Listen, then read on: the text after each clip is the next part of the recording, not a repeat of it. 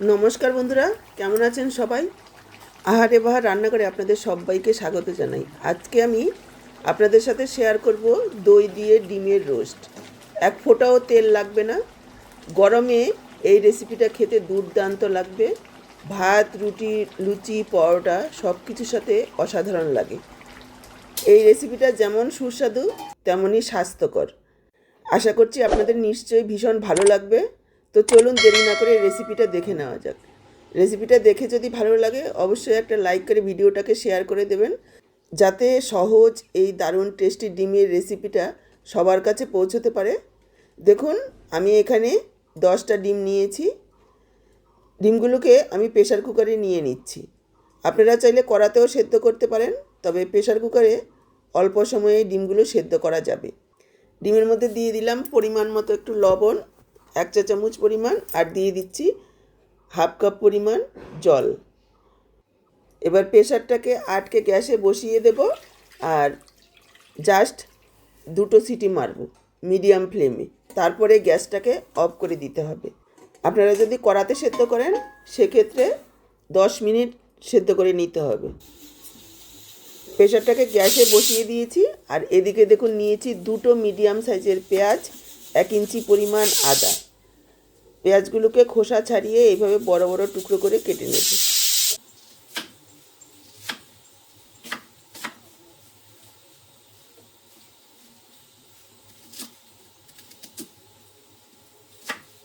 আদাটাকেও একটু ছোট টুকরো করে কেটে নিচ্ছি, এতে পেস্ট করতে সুবিধা হবে।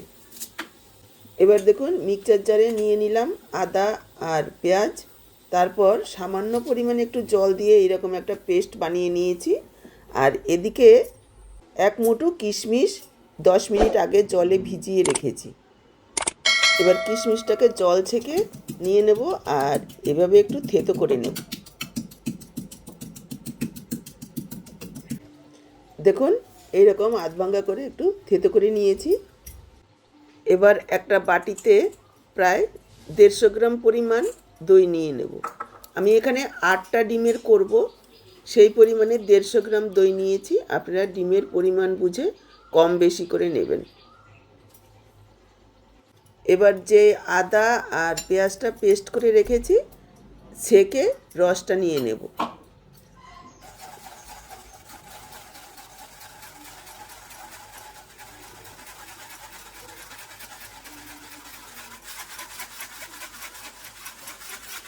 দেখুন ছেঁকে রসটা নিয়ে নিয়েছি। দইয়ের মধ্যে দিয়ে দিচ্ছি পরিমাণ মতো লবণ আর অল্প পরিমাণে একটু জল দিয়ে দিলাম। যেহেতু দইটা খুব চাকা, অল্প জল দিয়েছি।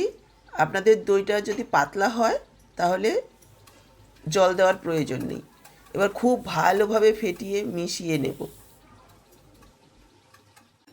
দেখুন প্রায় 1-1.5 মিনিট সময় নিয়ে ফেটিয়ে নিয়েছি। এবার থেতো করে রাখা কিশমিশগুলো দিয়ে দিলাম।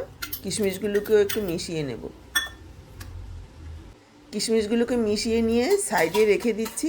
আর এই সময় দেখুন 2টো সিটি পড়ার পর প্রেশারটা বেরিয়ে গেছে। তারপর আমি ঢাকনাটা খুলে ডিমগুলোকে ঠান্ডা জলে রেখেছি। এবার খোসা ছাড়িয়ে নিলাম সবগুলো ডিমের। দেখুন অনেকেই বলে প্রেসার কুকারে ডিম সেদ্ধ করলে ডিম ফেটে যায়, নষ্ট হয়। একটাও কিন্তু ডিম ফেটে নষ্ট হয়নি।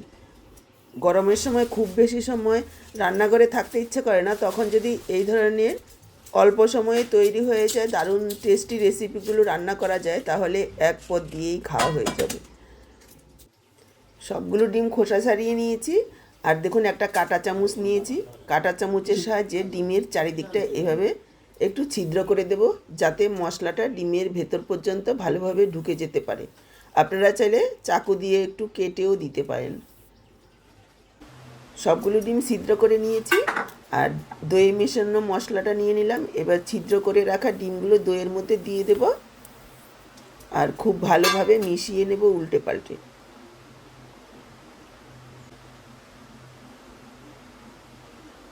দইয়ের মধ্যে মেশানোর পর ডিমগুলোকে রেখে দেব 10 থেকে 15 মিনিট ঢেকে।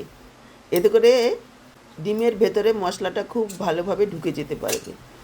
এদিকে একটা হামুল দিস্তে নিয়ে নিলাম 4টে এলাচ, 5-6টা লং দু টুকরো দারচিনি একটু থেতো করে নেব। দেখুন এইভাবে থেতো করে নিয়েছি। আর এদিকে গ্যাস অন করে কড়াই বসিয়ে দিয়েছি। কড়াতে দিয়ে দিচ্ছি 2 চামচ ঘি, আপনারা চাইলে বাটারও দিতে পারেন। ঘি গরম হয়ে গেলে দিয়ে দিলাম থেতো করে রাখা গরম মশলা। লো ফ্লেমে কয়েক সেকেন্ড ভেজে নেব।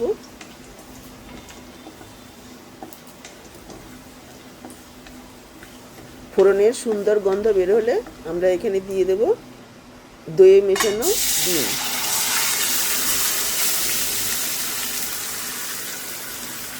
ডিমের সাথে সমস্ত মশলাটাও দিয়ে দেব। এবার নাড়াচাড়া করে মিশিয়ে নেব আর ঢাকা দেব। ঢেকে ঢেকে এইভাবে 7 থেকে 8 মিনিট রান্না করব।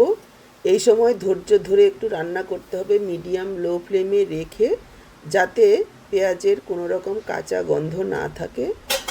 মাঝে মাঝে ঢাকা তুলে নাড়াচাড়া করে দিতে হবে যাতে নিচে লেগে না যায়।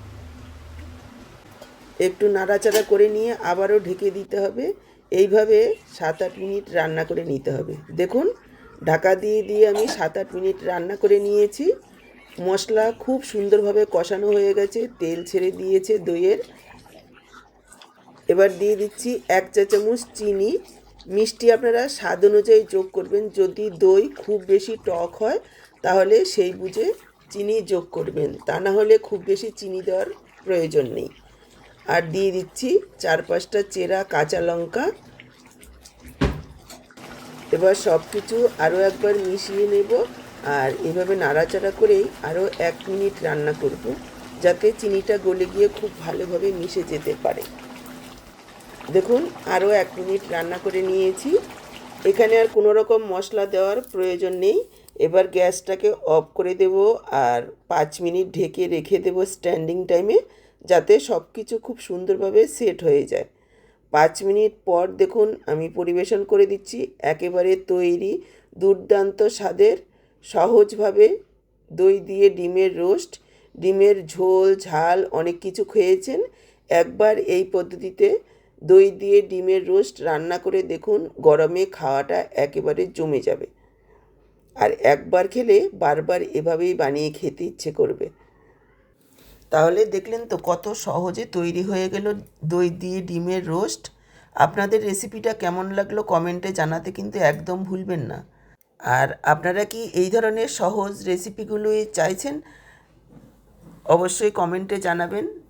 আর ভিডিওটা দেখে যদি ভালো লাগে অবশ্যই একটা লাইক করে ভিডিওটাকে শেয়ার করে দেবেন। আর নতুন রেসিপি পাওয়ার জন্য চ্যানেলটাকে সাবস্ক্রাইব করে সাথেই থাকবেন। আপনাদের কমেন্টগুলো আমাকে উৎসাহ দেয় নতুন নতুন ভিডিও করতে। তাহলে আজকে এখানেই বিদায় নিচ্ছি। আবার দেখা হবে এইরকমই দারুণ টেস্টি সহজ রেসিপির সাথে। সবাই ভালো থাকবেন, সুস্থ থাকবেন।